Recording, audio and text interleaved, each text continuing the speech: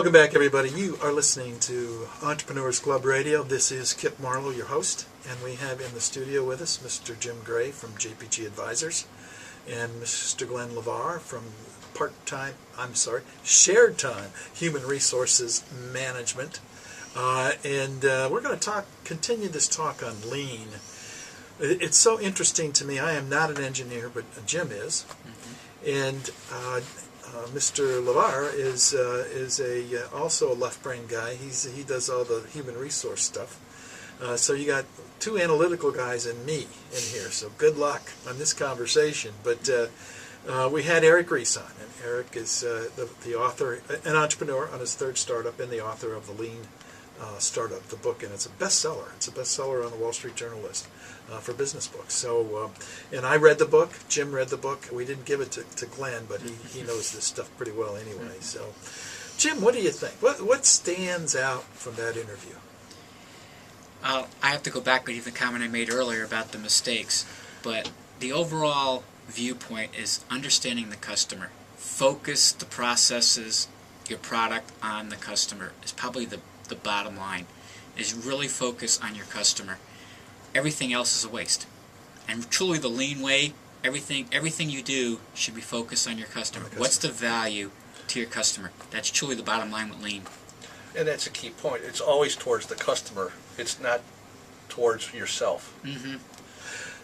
Glenn, I have sat in on meetings in my old life where we were more interested in talking about how smart we were and about the product. Oh, what could go wrong? We don't need to really listen to the customer that much because this is such a unique product. Well, that came back to bite us pretty hard. And, it comes back and bites everybody. Yes, it does, and I've got the scar tissue and the loss of capital to prove it. So there's no question. If I had this book back then and I did some of the things that Eric wanted us to do, it probably would have been a different story.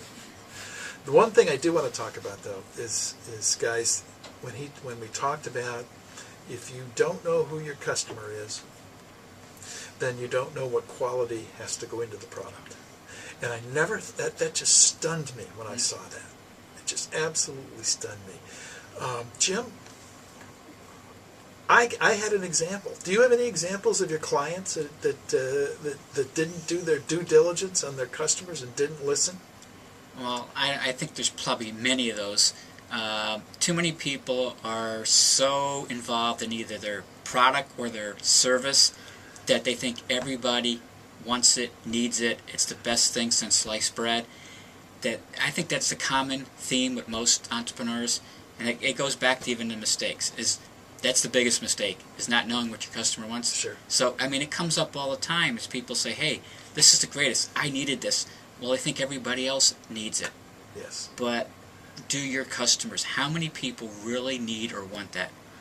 And I think Eric made a good point about it might not be the best product, it might be the lousiest product. The customers might want a disposable thing. Do they want to spend top dollar for that item? No. They might just want something. I have a problem, I want to solve it. The least cost product might be the best product. And being an